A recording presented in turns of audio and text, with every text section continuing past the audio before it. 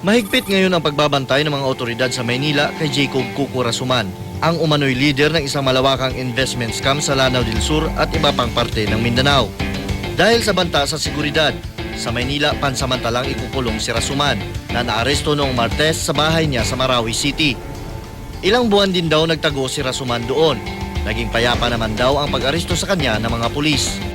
When we arrived there, he voluntarily gave himself to us and decided to go with us after we presented to him the warrant of arrest.